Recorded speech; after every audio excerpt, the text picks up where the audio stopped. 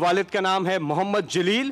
آپ کو بھی بہت بہت مبارک ہو کہ آپ کا بھی اپنا گھر آپ کو نصیب ہو. گھر مبارک. خادم حسین, آپ کے والد کا نام ہے غلام قادر. آپ کو بھی بہت بہت مبارک ہو. اگلا نمبر ہے بلاک سی, روڈ 18, ہاؤس نمبر 139. دو اور ہیں جی, بلاک N4, روڈ 22, فلیٹ 15. آپ کو بھی بہت بہت مبارک ہو.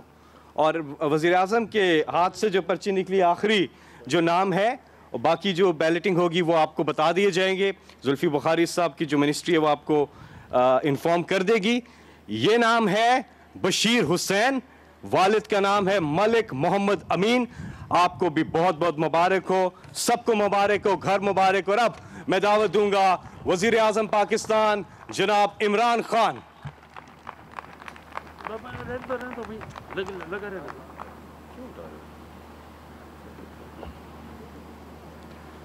بسم اللہ الرحمن الرحیم. ایاک نعبد و ایاک نستعین.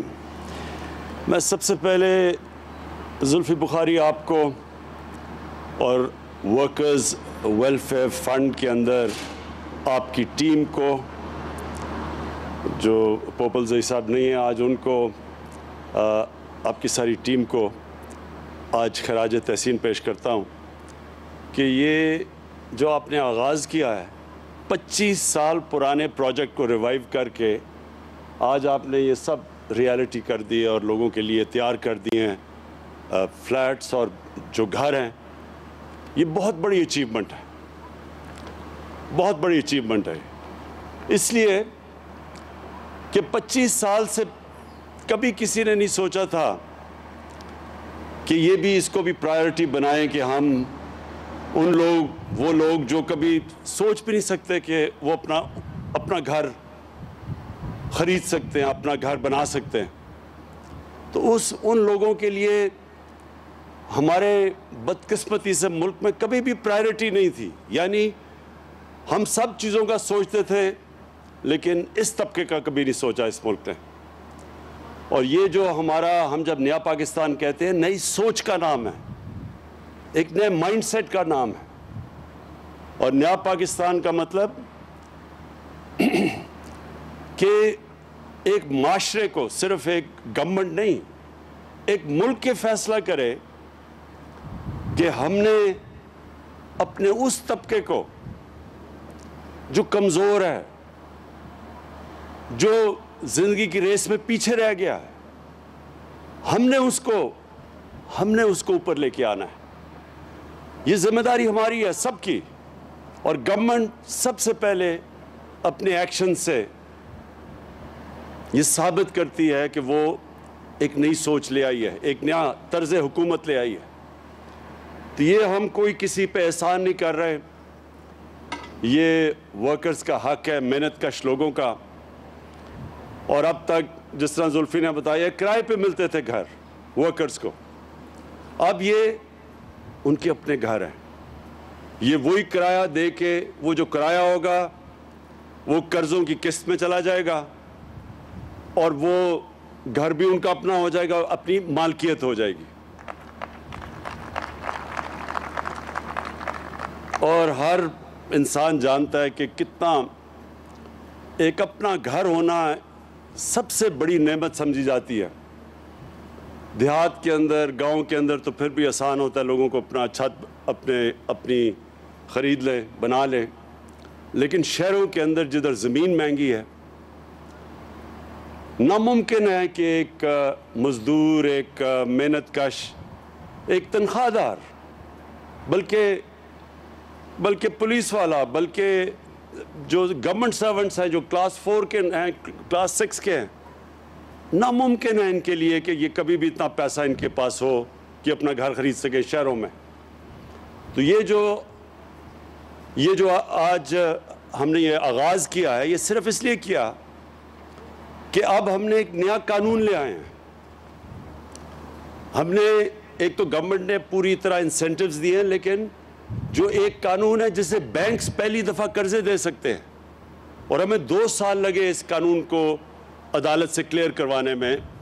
اور قانون کا نام ہے فورکلوجر لا. یہ قانون یہ جب تک عدالت سے ہم کلیئر نہیں کرواتے تھے تو بینک پیسے نہیں دیتے تھے, قرضے ہی نہیں دیتے تھے.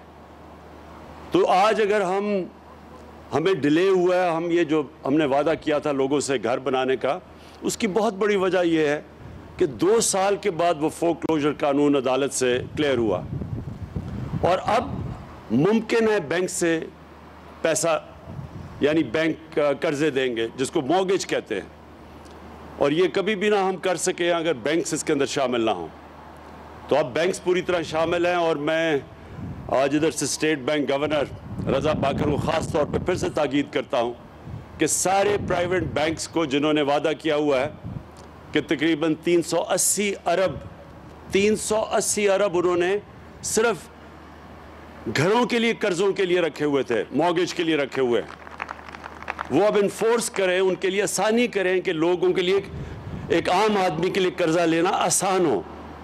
ہمارا جو نیا پاکستان ہاؤسنگ ہے, اس نے پوری جس طرح ہر فلیٹ پہ 3 لاکھ روپیہ گورنمنٹ دے رہی ہے سبسڈی, تاکہ آسان ہو آپ کے لیے قرضوں کی قسط آسان ہو ہر مہینے دینے کے لیے. تو وہ ہم گورنمنٹ 3 لاکھ روپیہ ہر گھر کے اوپر دے رہی ہے, ہر فلیٹ پہ دے رہی ہے.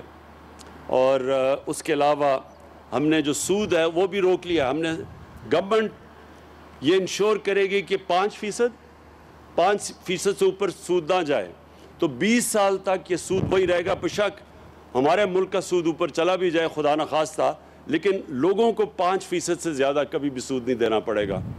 اور اگلے 20 سال تک آپ کے پاس موقع ہوگا آہستہ یہ قرضوں کی قسطیں دینے کا. اور یہ آج آغاز ہے. 1500 فلیٹس, اب اگلے فیز میں پھر سے 1500 فلیٹس, اور پھر پشاور میں اور ساری جگہ کام شروع ہو گیا ہے. ہم پورا آپ کے سامنے جنرل حیدر آپ کو بتانا چاہیے کہ اب کدھر ہمارے سارے پاکستان میں نیا پاکستان کے ہاؤسنگ شروع ہو چکی ہے. اور ہر جگہ کیونکہ ہاؤسنگ کی کمی ہے, بڑے کم لوگوں کے پاس اپنے گھر ہیں, تو اس کی بہت بڑی ڈیمانڈ ہے. لیکن انشاءاللہ یہ جو آج آغاز ہو گیا ہے, مجھے خوشی اس چیز کی یہ ہے کہ ایک پہلی دفعہ ہم اپنے اس طبقے کو, جو میں پھر سے کہہ رہا ہوں جن کے پاس کبھی بھی کیش نہیں ہوتا تھا گھر لینے کا, پہلی دفعہ وہ طبقہ اب اپنے یعنی سب سے بڑی خواب ہوتی ہے کہ میرا اپنا گھر ہو. تو انشاءاللہ یہ اب شروع ہو گیا, اور ہم آپ کو میں یقین دلاتا ہوں کہ جیسے جیسے حکومت کے پاس ہماری آمدنی بڑھتی جائے گی, ہم اور زیادہ پیسہ لگاتے رہیں گے اس ہاؤسنگ کے اوپر. ہم اور زیادہ موقع دیں گے کہ ہمارے وہ لوگ تنخواہ دار محنت کش لوگ, وہ ان کے لیے آسان ہو اپنا گھر خریدنے کے لیے. اور یہ مورگیج, یہ میں پھر سے سمجھا دوں, یہ شروع میں زلفی نے کہا کہ ہم گھر بانٹ رہے ہیں. کوئی بھی دنیا کی حکومت, ہم تو چھوڑیں جو امیر ترین ملک بھی ہیں وہ بھی کوئی گھر بانٹ نہیں سکتا, لیکن ہم آپ کے لیے آسانیاں یہ پیدا کر رہے ہیں کہ آسان جو کرائے آپ دیتے ہیں اسی کرائے کی جگہ آپ قسطیں دیں گے, اور آپ کا گھر وہ 20 سال تک آپ قسطیں دیتے جائیں, لیکن گھر آپ کا اپنا ہو جاتا ہے. میں آخر میں جو ہم نے ملک میں جو کنسٹرکشن انڈسٹری کی مدد کی ہے, یہ پہلی دفعہ پاکستان میں کنسٹرکشن انڈسٹری کے لیے ہم نے آسانیاں پیدا کی ہیں. یہ خود ہر ہفتے میں میٹنگ لیتا ہوں اس کی کنسٹرکشن کی. آج پاکستان میں اس کے باوجود کہ کرونا کی وجہ سے ساری دنیا متاثر ہوئی, ساری دنیا کے اندر ان کی معیشت کو نقصان پہنچا, اگر پاکستان آج بچا ہوا ہے تو اس کی سب سے بڑی وجہ ہماری کنسٹرکشن کی انڈسٹری ہے, جو کہ آج سب سے تیزی سے آگے بڑھ رہی ہے. آج سیمنٹ کی قیمتیں اوپر چلی گئی ہیں اس لیے کیونکہ سیمنٹ کی کمی ہو گئی ہے. آج جو سریا ہے جو گھروں میں لگتا ہے اس کی اگر قیمت اوپر چلی گئی ہے تو کنسٹرکشن انڈسٹری چل پڑی ہے. اور انشاءاللہ آپ دیکھیں گے کہ یہ جو ہماری کنسٹرکشن انڈسٹری ہے جو سارے ملک میں اس وقت تیزی سے کام کر رہی ہے, اس سے سب سے زیادہ روزگار ملتا ہے. اور کیونکہ ہماری ایک نوجوان آبادی ہے، ہمارا سب سے بڑا مسئلہ روزگار کا ہے، اس سے روزگار بھی ملے گا اور اس سے پھر ملک کی دولت میں اضافہ ہوگا، ویلتھ کریشن۔ جب دولت میں اضافہ ہوگا ہی تو ہمارے میں وہ کیپیسٹی، قوت بڑھے گی جو اس ملک کے اوپر قرضے چڑھے ہوئے ہیں ان کی قسطیں واپس کرنے پہ۔